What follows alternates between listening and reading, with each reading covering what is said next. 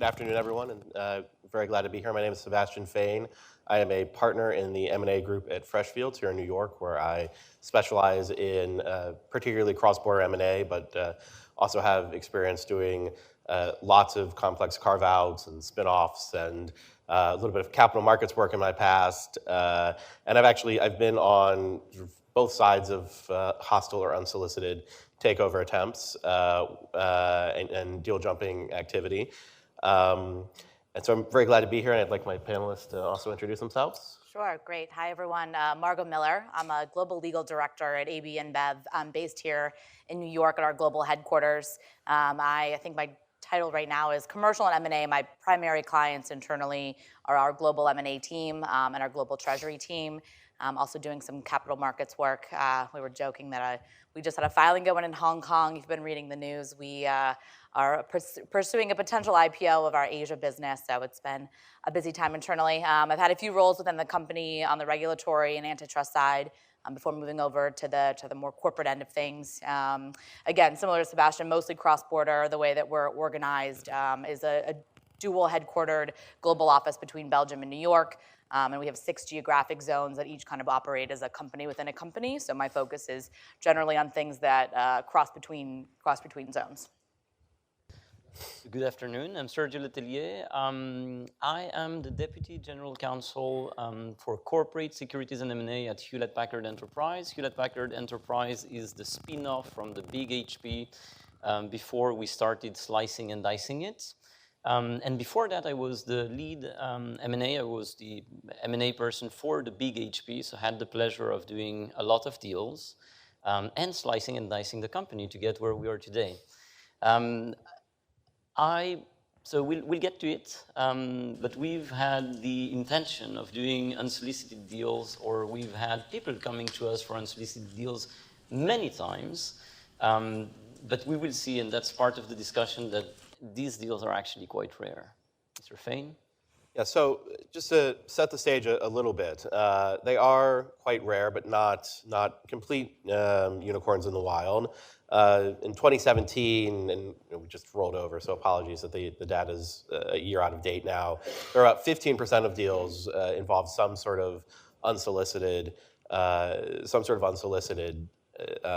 approach or encounter, and including very large ones. So $143 billion potential takeover by Kraft Heinz of Unilever, the Broadcom Qualcomm, which was $150 billion. So being a very large company doesn't necessarily preclude you from being the target of one of these.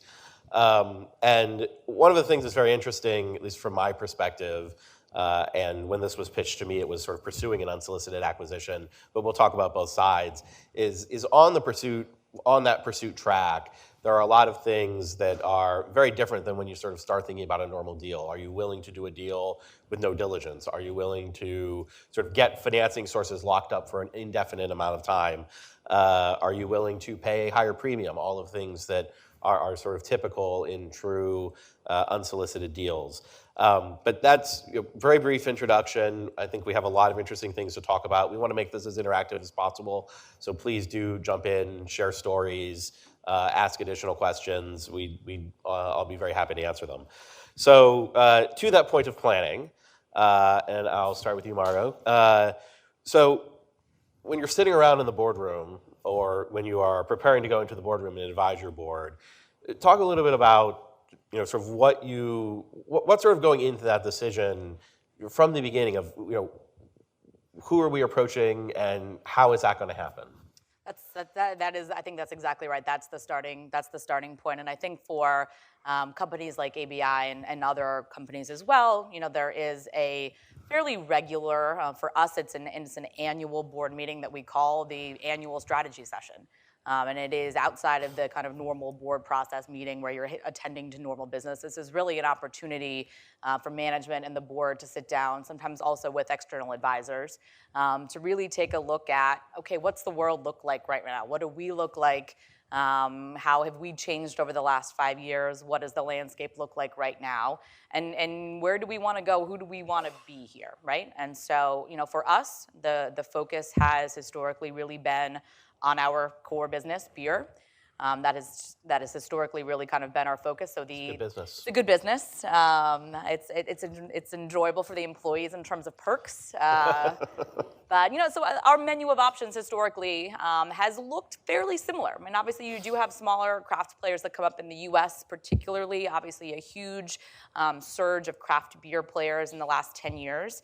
But a lot of the other big beer companies in the world have been around for a long time. So one particular, I think, kind of curiosity for us, or maybe nuance, is that we do tend to look at a lot of the same players over time, and we spend a lot more time looking at timing. Is this the right timing for a certain approach? What are the various challenges that some of our potential targets are facing? Are they growing in a particular market but shrinking in another?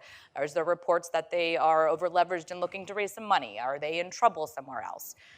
So we, I think, kind of look at it from are there any gaps that we see in our portfolio that we need to fill? That's one, whether that's geographic.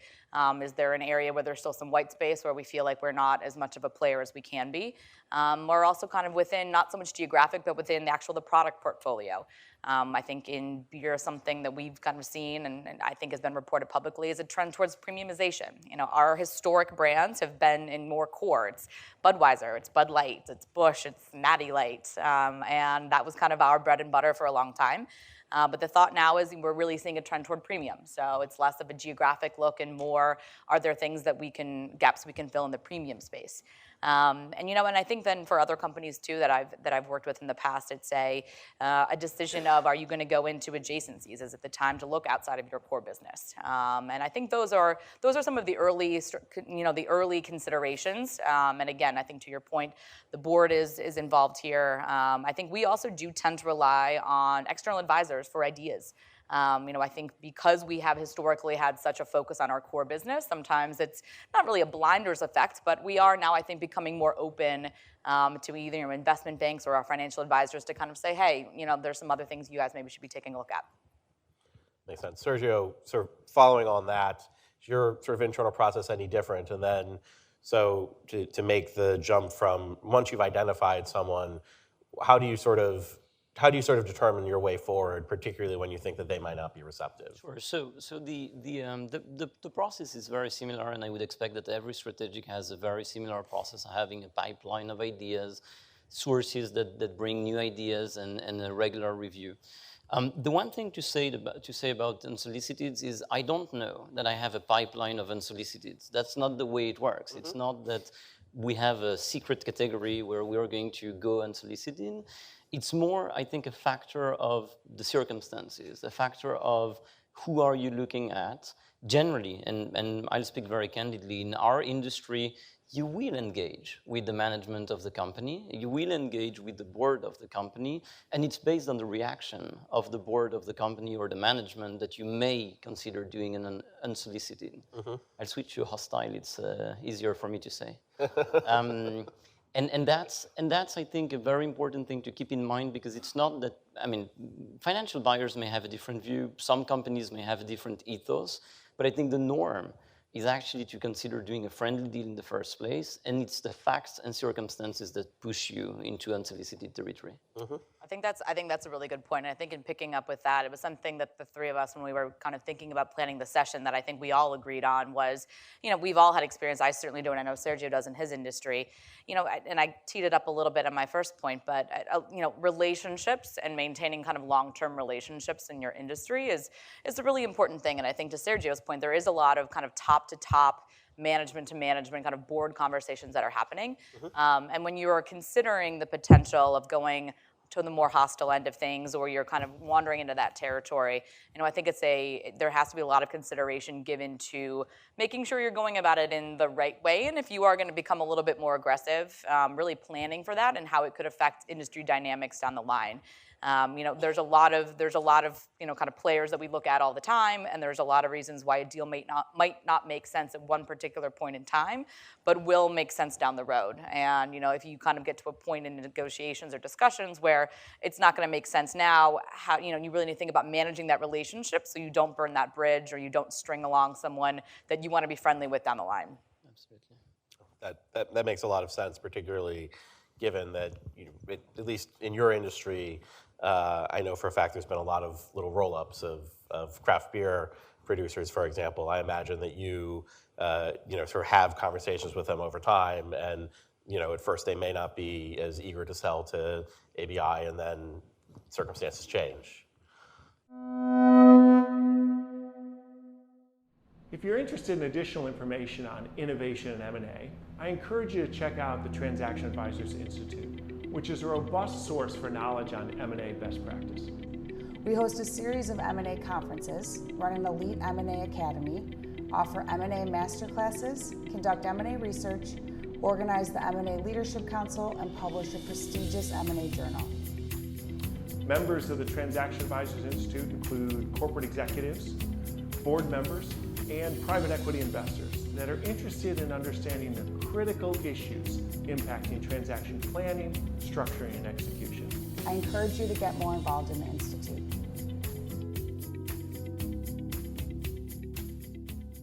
So this is something that you and I discussed a little bit ahead of our panel here. But what do you think ultimately is sort of the biggest impediment to really sort of having, for lack of a better word, having the stomach to do something like this? How does, I guess I shouldn't say the biggest impediment. How do you get over that? Is that something that a company can do if they're not really built for it? Yeah, so that's a good question. I think it's the crux of this exercise. So, really going through a full hostile or a full unsolicited from beginning to end takes money, takes energy, takes the ability to withstand a PR campaign that the other side is going to build on you, or that any other bidder is going to build on you, in a way that I don't know everyone is equipped to do, or everyone is realizing how tough it is.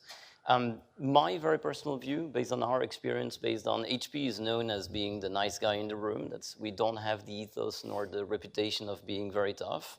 At times I wish we were a little tougher. But it takes guts and it takes a backbone that generally big companies don't have, or certain big companies don't have. And if you're not ready to go through this entire process and actually go through the tsunami of people saying that, hey, you're disturbing this nice little quiet target that was succeeding very well, and now you came in and you disturbed the industry. Don't worry, your competitors are going to make a lot of noise as well, saying, hey, why did you come and sort of started disrupting this lovely industry? If you don't have the ability to withstand that, you're likely not ready to go through one of these processes. And to the team you need to assemble, when you start thinking of this, I think one player that is not generally in the M&A process that you should bring in is your PR person. It's your communications person, and that person needs to be ready to go through the biggest tsunami of his or her life. And depending on the face that person will make when you announce the idea, you know if you're ready or if you're not. It's such a good point, and I think it's something that anytime we're kind of starting to think about another big deal, to Sergio's point exactly, it's your PR team, it's your communications team, it's your investor relations team, really anyone who can really help you build the story of why a deal like this makes sense, why there's a lot of value to be created for the target company is hugely important. And I think also to Sergio's point, I think a lot of times, and certain protections are built around the idea of the potential target being disrupted and protecting the target from being disrupted. There's going to be a lot of disruption on you as the acquirer also in a hostile situation or a more aggressive situation. It's not just the target that's going to be faced with fending off certain kind of overtures. There's a lot of potential for business disruption on the acquirer side as well, and that needs to be something that I think is both planned for and appreciated early on, because I think especially if you're in an industry where either quarterly your earnings are hugely important, and hitting your earnings and hitting other things, if you are dedicating a lot of resources to a prolonged kind of battle here, that can really take a toll. That makes a lot of sense, and I'll sort of echo that from at least the legal advisor's perspective, that a lot of what you're saying sounds sort of a lot like what the sort of exercises we go through actually in activism matters, where people are sort of considering, how do we actually sort of respond to things? And one of the things we always advise are, make sure your IR people, your PR people, your shareholder relations. Everyone, those are people that are key to these sorts of situations. So moving on a little bit to actually sort of, you've sat in the boardroom, the board's made a decision, all signs point to go on whatever it's going to be, whether it's whether you're going to launch directly into a hostile takeover bid, by launching a tender offer, which is obviously very unlikely, or more likely you're going to approach management. You want to talk a little bit about, Sergio, why don't we start with you on this one? You want to talk a little bit about what goes into the planning of the first contact with management, sort of how you game plan what could go wrong, where you go from there. Sure. And let me go back a couple of steps. I think there's a common mistake as to what a hostile takeover is, and management, your own boardroom, may be talking about we should go hostile, we should go unsolicited, and they're talking about something different. They're talking about bypassing certain layers. They're talking about talking to certain board members. They're talking about actions that are not a hostile takeover. And it's very important to take the cues from the boardroom and understand what they're talking about, and whether or not they're really talking about okay, let's go, and we are going to, if worse comes to worse, or if, I don't know if it's the worst in this situation, but if we come to it, effectively go public, that our intention is to acquire this company at this very price, and live with the commitment that you're making to the market that it will actually happen. There's a million shades of gray before you do that. And so before your board effectively gets to say, okay, let's go do it, there's lots of discussion you should have. There's lots of, maybe we should talk to the chairman of the board. That's not an unsolicited approach. That's we're still trying to be friendly. Maybe we should have the chairman and the CEO in the same room, and with our chairman and our CEO, so that discussion is one that just doesn't take into account the view of management, of CEO, CFO, C-suite level. So there's plenty of discussions that need to happen. Now, if you do get to, okay, we are going to go unsolicited, we are going to become a bit more aggressive, then the discussion goes on, okay, what do we do now? And unsolicited straight into the market, I don't think that happens a lot. So you will be talking about what letter do we send? And you have the bear hug letter, which is kind of the middle of the road. It's a letter that says, we're planning to make an offer at this very price. This is all the fantastic reasons why this makes sense. And we would like you to strongly consider it. That's your version 1. Version 2 is, we would like you to strongly consider it, and if you don't, we may go public. Version 3 is, we will go public. That's your bear hug letter and the versions thereof. There's a version that is not commonly addressed by the literature, which is the Teddy bear hug letter. When you put that letter in front of your board, they're like, oh, really? Is that what we are going to go public? Do we want to be this strong and this tough on them? So let us now do the teddy bear hug letter, which is you take off all the teeth from the letter. You're not going to go public. It's not strongly considered. It's just we would like you to look at our letter. If you enter into those discussions with your board, and if you get to a teddy bear hug letter, you're not ready for a hostile deal. That's the process you go through with your board, and that's actually the beginning is the end of the hostile deal. That's great. I would add one thing to this, which I think is sort of helpful for any board to know, which is the idea of, as you said, sort of just going to the market and saying, I'm going to launch a tender offer. That is something that just generally doesn't happen, and the reason for that is the poison pill here in the U.S. I think it's important for boards, for advisors to know generally that you're not going to go out and launch a tender offer and be able to just, truly do a hostile takeover of a company. It is always, the poison pill exists essentially to allow for the intermediation of the board, and sort of planning for that and making sure that, even your most aggressive stance, which is we're going to launch a tender offer, you're still going to be, you're playing everything out in public then, but you're still ultimately going to be going through the board of directors. So now, let's say you've sent your bear hug letter of one of the varieties, and you have even taken it public, but you're not going to launch a tender offer for the reasons we just discussed, because you're going to drop in a pill. Let's actually switch roles for a minute here and sort of talk about being on the target side. Margot, what do you do at that point? I guess, again, AB InBev is giant, but as we saw earlier, even giant companies could be subject to unsolicited takeovers. So what do you do? For sure. No, I think at that point you need to start thinking about, really what do I want? Where do I want this process to end? Am I willing to make this a knockdown, drag-out fight, and I'm going to do anything I can to stop this from happening? Or is it, okay, we'll entertain it, but we want to see the best price we can get? And I think that there's obviously more options than that, but I think those are kind of generally the two that you want to think about, and how do you achieve, kind of one or the other? And I think the outward expression is probably first. If this, is, kind of no, and you're going to think about, you want to take all kind of contingencies to block this. But I think, there's a couple things you can consider doing. And I think, one thing that we talked about is, you then, as the target, are you the one that takes it public? Or do you think that you can fend something off by taking it public? And again, by getting the jump on the PR, by getting a jump on the story that gets told in the market, in the industry, and to your shareholders and to everybody else who might, kind of eventually be weighing in on this.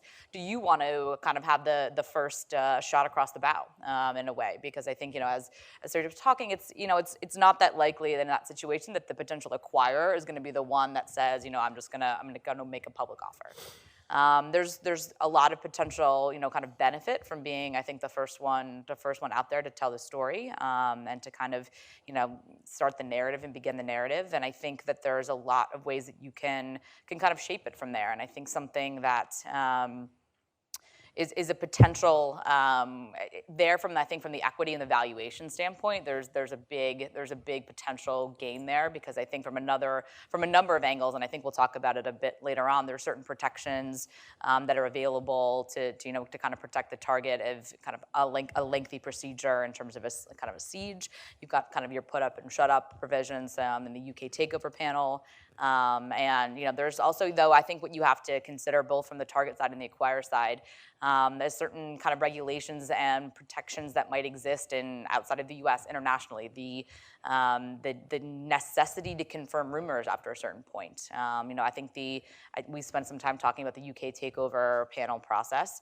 And there, I think what they're in the regulator's mind, they would like the parties to preserve confidentiality. But once confidentiality is kind of breached at this point, they want to avoid creating false markets. And so at a certain point, if it's been out there and you've been either adjudged to be seriously, I think the term is seriously considering or actively considering an offer, you need to actually go out there and put it publicly. And then kind of on the flip side of that is once it does become public, there's kind of this 28-day forced period where you either have to make a bid or you have to wait and sit out for 6 months.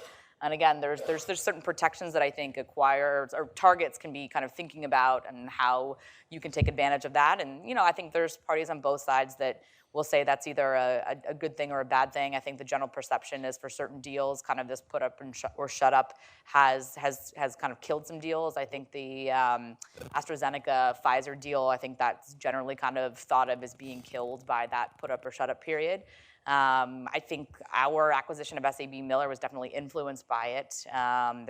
We did get kind of called out as here your clock has started, and SAB Miller made it known that they weren't going to agree to an extension of the time period unless we bumped our price, and we bumped our price. So I think you could say it didn't work out well for us, but we also got the deal done quickly, which was a huge thing for us. Was speed of execution. So I think it can kind of go either way. Great.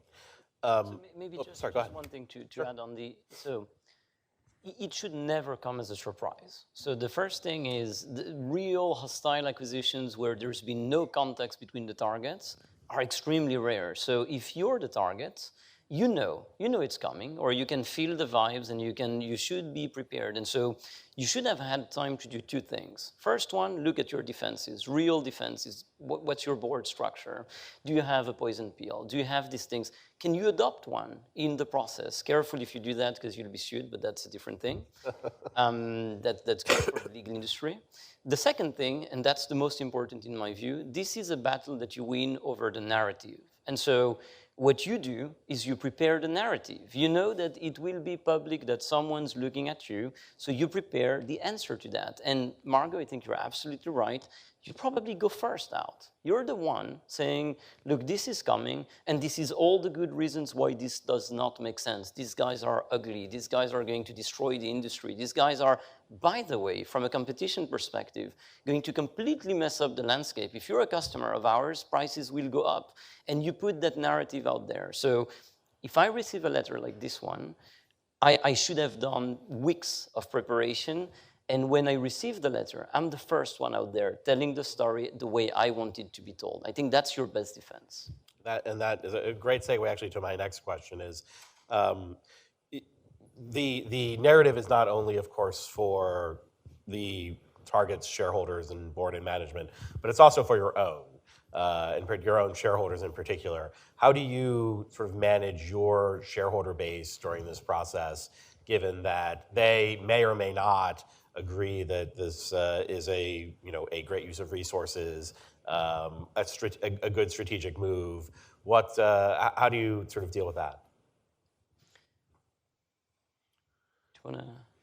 Yeah, I mean, I think it's similar. I think your audience is not too. I think the industry audience is similar to your shareholder audience, and I think you're maybe a bit more focused on, from the industry perspective, you are kind of thinking about, again, to Sergio's point, which is a great one.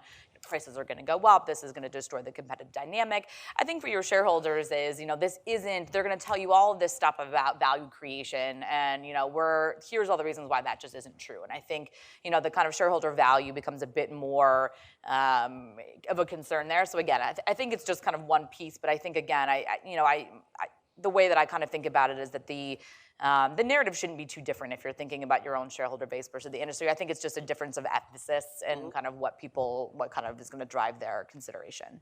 You should have, so what I was saying is, generally, when you enter into an unsolicited process, there's very compelling strategic and financial reasons. If you're on the fence, well, it may make sense, or well, it may make sense from a financial perspective, you don't go hostile. You'll be crushed by the other side. You'll be crushed by your own investors. You'll be crushed by your own constituencies.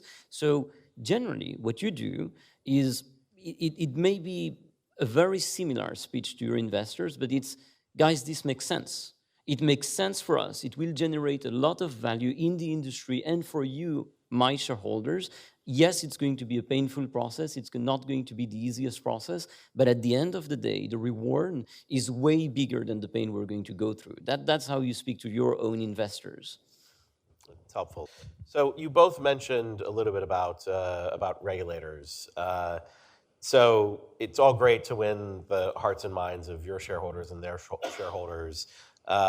What about regulators? And I guess sort of as a preliminary matter, when you're sort of going back to the beginning and you're looking at a business that is, sort of has potential antitrust concerns, or obviously CFIUS has become a very big thing here, since the pilot program has launched. How does that play into your analysis? And then,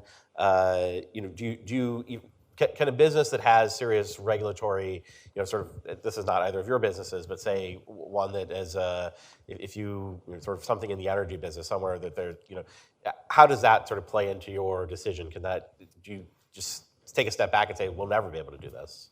I mean, I think that regulators are a powerful tool for targets in an unsolicited acquisition, because you can, a target that doesn't want to be taken over can kind of raise the red flag and say, these are all the reasons why, outside of whether this makes sense for shareholder value, this deal is never going to happen. Where it's going to be a long, prolonged battle. We're going to spend all of this time doing all of this. We're going to make all of these filings all over the world or all over the country, depending on how big of a deal geographically it is.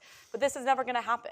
The antitrust regulator or CFIUS or someone is going to put their, or they're either going to block the deal completely, or they're going to make it so painful for us and that the extraction of value here just isn't going to make sense. And we were kind of talking about this, but you saw this play out. I think you've seen this play out more recently, more often recently, when Honeywell kind of made their overtures to UTX. UTX went on Squawk Box with a very kind of compelling diagram. The issue there was both Honeywell and UTX made different pieces of an airplane. There really was no actual overlap. They made different pieces of the plane. But they, UTX kind of came out with a pretty good explanation of, no, antitrust regulators now are looking at conglomerate theories of harm. The issue here is that, the one player would be able to make too much of the plane, and this is never going to happen. And Honeywell at the time, they sent their lawyers out. It was my law firm at the time, but kind of said no. I worked, the partner at outside counsel kind of said, I worked for the DOJ, I worked for the FTC. I know we could get this done, but the writing was on the wall at that point. And I think that, again, to Sergio's point about kind of getting out there first, it can really be a powerful weapon. And I think the consideration that you have to take into account before you do this, though, is you also obviously raise the risk of creating a roadmap for the regulators down the line. If the deal does end up happening, you've basically flagged all of the potential issues out there. So it's a powerful weapon, but it has to be used, I think, carefully. I totally agree. And two thoughts on regulators. So I know no better people to agree on things than antitrust lawyers. In a friendly deal, you put them in a room and it will be sorted out and they will have the right view about how the deal gets done. Now, just imagine that's not a friendly discussion. Just imagine they're not striving for the same, but actually using all of that brain power to destroy the deal. The result is a disaster. The result is you will have the other side using every bit of overlap, every bit of potential overlap, every bit of new theories, such as is innovation harmed by the deal, against your deal, as opposed to for your deal. And so I think it's a very powerful tool. Antitrust is a very powerful tool for targets to defend themselves. And actually, a potential acquirer should consider that. If there are too many potential gaps or actually overlaps or potential issues showing up from a regulatory perspective, it should be a red flag for you to consider being friendlier, trying it again on the friendly side. That's number one. The second thought is there's new regulators out here, such as CFIUS, such as other constituencies just right now, and those may actually be a little helpful to you as an acquirer because they will have different narratives. They will have narratives around national security. They will have narratives around fostering innovation. They will have narratives that actually will look at competition differently. And if you can get these people on your side as an acquirer, then maybe the dialogue is different. But if the deal is tricky from a regulatory perspective, I would not advise going hostile.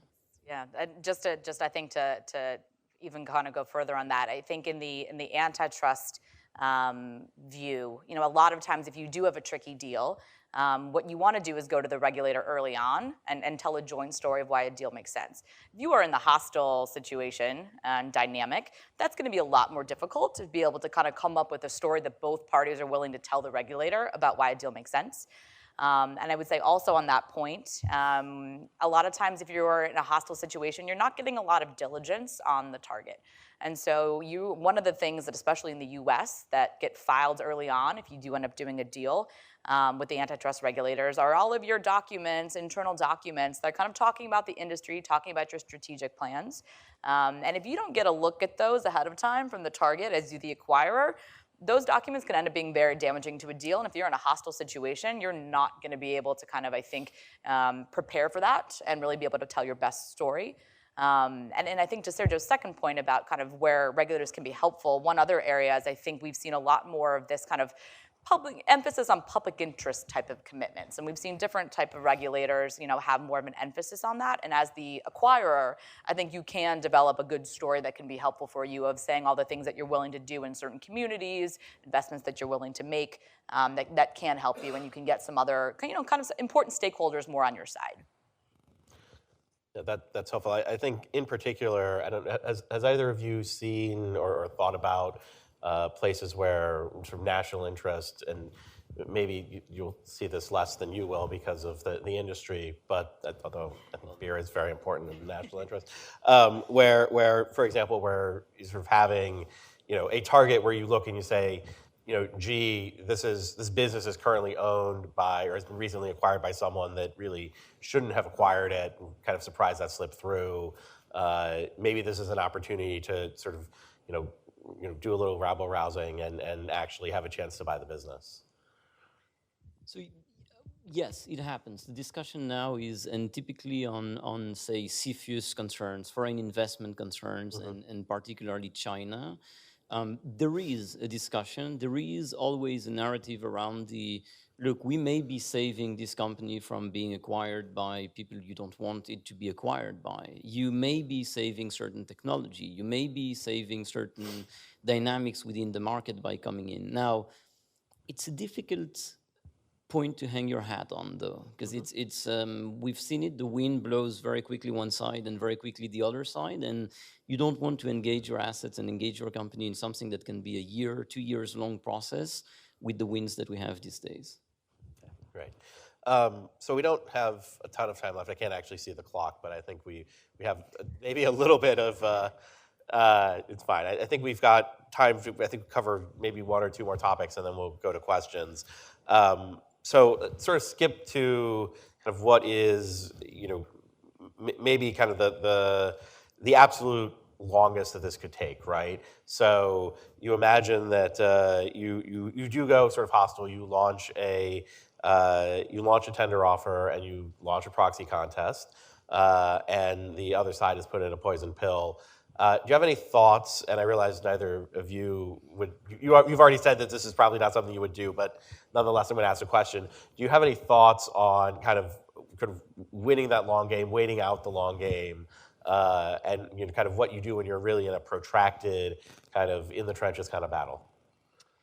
Yeah, again, I think that, and Sergio, I think, has made this point very well, is just, this is, if you have gotten to that stage, where you've kind of in it for a while, you better really be in it, because if you weren't really in it from the get-go, you're really losing a lot, right? I mean, if you've gotten into the far prolonged and then you're backing off, that was just a huge waste. So I think you're going either way, you got to stick it out. And I think the other thing to kind of almost do in the meantime is you need to start thinking, and this should have been in preparation all along, but you got to start thinking about integration planning and how this is going to start, because as this gets closer and closer, especially in the more hostile context, you probably haven't been able to do a ton of diligence, and there's going to be a lot of areas where you need to think about, how you are going to start. Let's hope and pray we're getting to day one, but what does day one and after that look like? And I think the real focus at that point should be, what pieces of information can we glean? Have we been able to get little bits and pieces throughout this protracted kind of hostile process? And what information do we think that we do need that we could potentially get even as this drags on? Are there certain areas of the business we can learn a little bit more about? Are there certain areas that the company will be a bit more amenable to giving us some access to? I think that becomes very important, because again, when you fought this long battle, you want this to be successful, and a big part of that is going to be how fast can we hit the ground running. So remember that to go hostile, to go unsolicited, the first thing you put is, this is the best deal in the world for everyone, for us, for the shareholders. It's a very compelling transaction. If you have to back off from that statement after fighting 12, 16, 18, 24 months, it's extremely harmful to you. I think it's even more harmful than losing, say, on a bid war, or someone comes in and snaps the asset at a higher price. At least there you can say, well, they overpaid for the asset. We were reasonable. If you lose just because you can't acquire control of the asset, it's a disaster. And so that's another of the reasons why you need to very carefully consider the doing it or not doing it. Now, in terms of timing, if you have a staggered board, you consider you need about 2 years to take control of the board, because this is all about taking control of the board and taking control of the target. 2 years is seen as being very long. 2 years with the target being in play and you being in play as to the acquirer of the target, it's extremely long. I mean, it's eternity in M&A world. And so my view is, most of the time, actually this ends up being friendlier than it really started with. And there is going to be some solution that you agree with the target, or that the third party forces you into, that makes this a shorter time frame. I don't think that you stay in play for more than a year. More than a year in play is a disaster both sides, I think. It's very rare. I mean, I think you see, so the Air Products fight, I mean, that went on for a very long time. And ultimately, Air Products ended up losing that fight and never consummated the deal. Air Gas was ultimately bought by Air Liquide. But yeah, and that ended up being, not a good outcome for Air Products at all, just in the long run. So one more question for you two, and then we'll take questions from the audience. How does your worldview on all of these things, and I think there's a lot of similar discussions that would lead up to it, but how does your worldview on all of these things change if you're not sort of talking an unsolicited deal per se, but you're actually talking about jumping a deal? So something's been announced, and even though you haven't previously had, or even if you had, you're not in a deal with them, but you're going to come in and you're certainly unsolicited at this point, and try to jump the deal and win the target.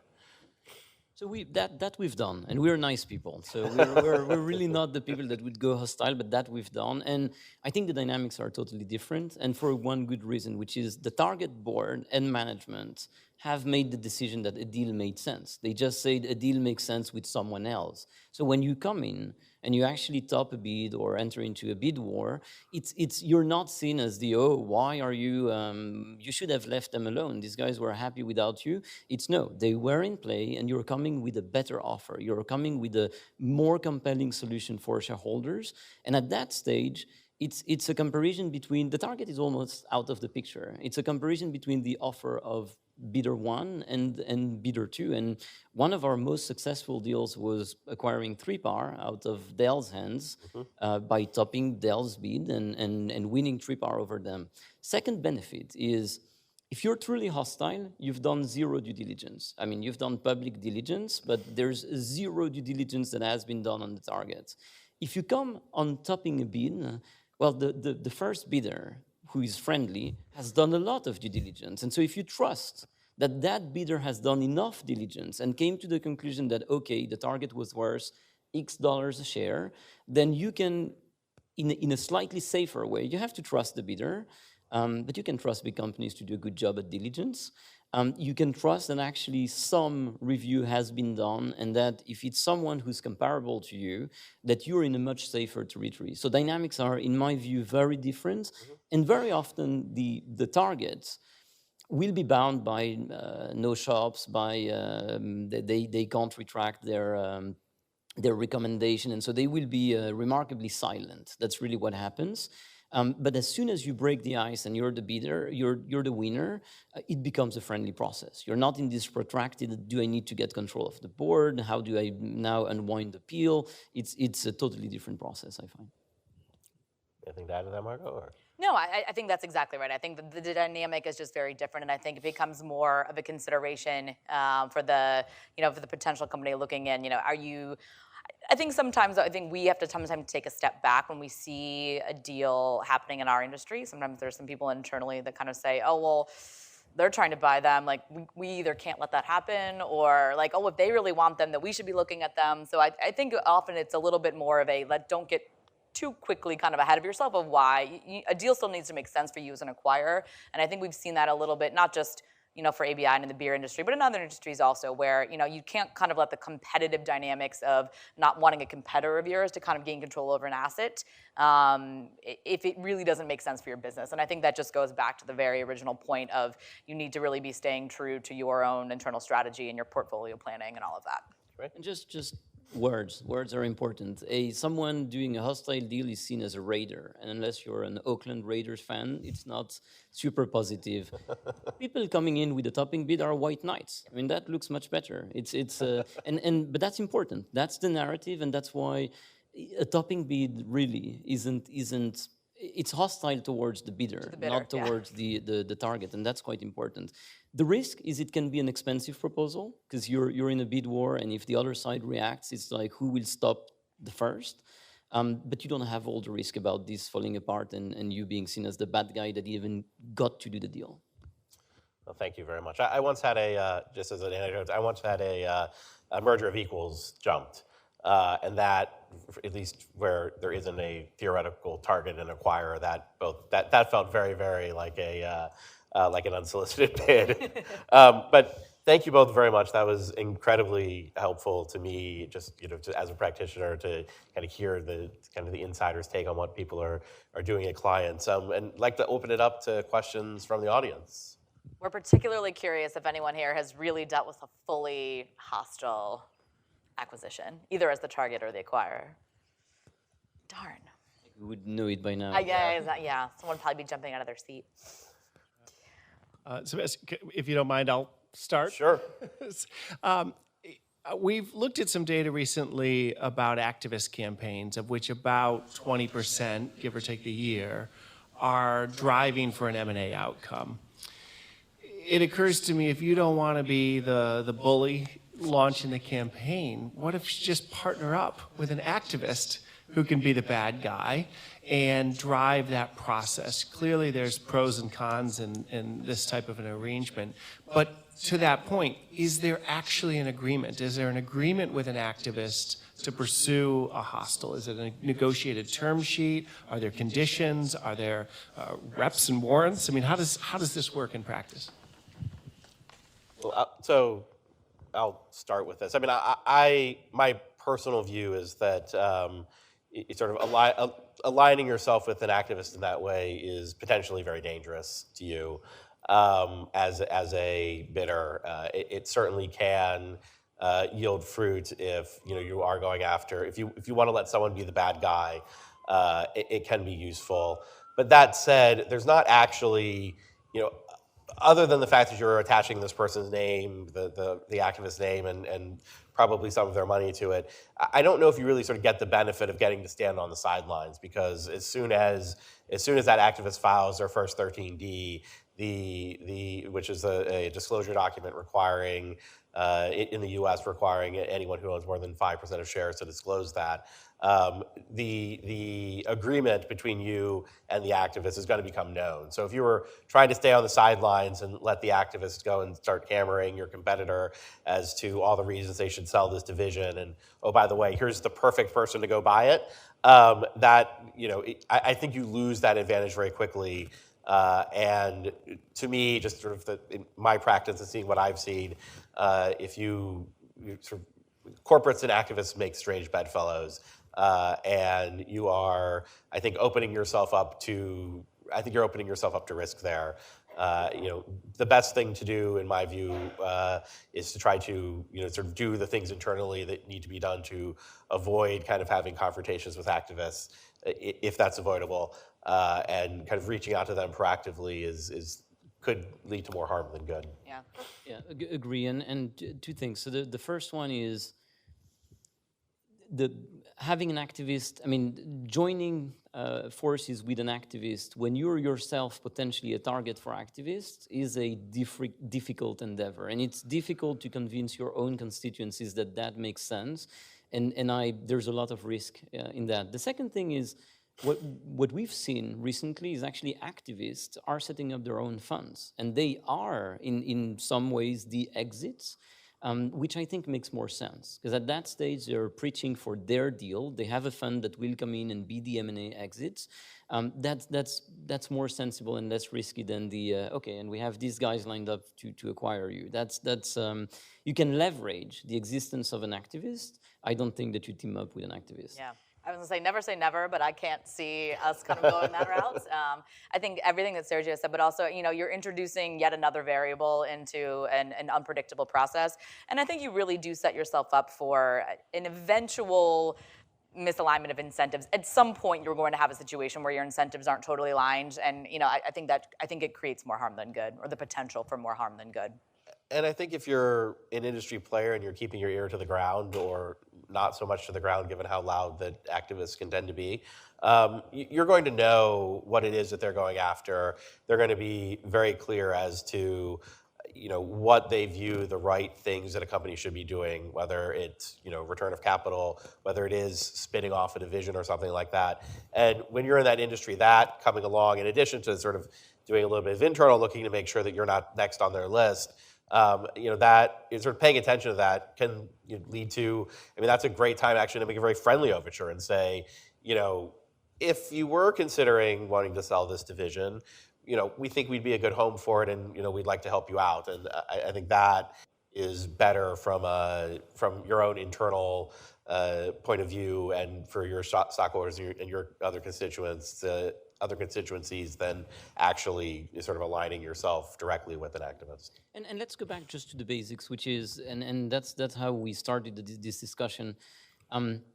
You go hostile, you go unsolicited when it's a blatant, this makes sense. There is a compelling outcome for the shareholders. This is people that have been sitting on these shares, had no exit, and you have a blockage by the board or by management. Management doesn't want to consider your offer, but you've made the analysis yourself that this makes sense for the shareholders.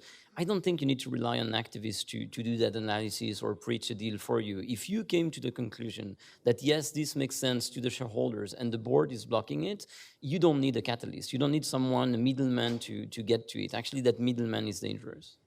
Would it make sense, or is it the securities laws in the US allows you to go and talk to a couple of the institutional shareholders, people who might own 10, 20, 30%, and do an agreement with them?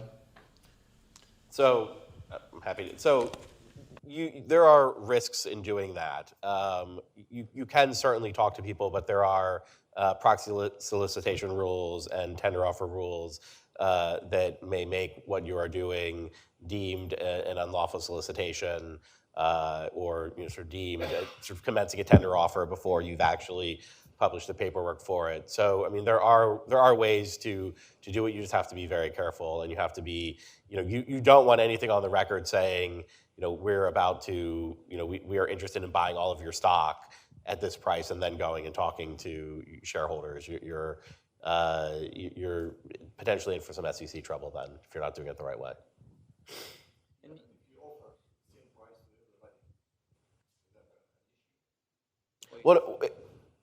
Sorry, I say once you've actually launched a tender offer and you're sort of abiding by, it's called the all holders best price rule, then you are able to go and actually sort of solicit tenders. The risk is sort of, as with a lot of things in the U.S. securities laws, is sort of gun jumping and kind of getting out in front of when you're actually sort of formally sort of doing the transaction.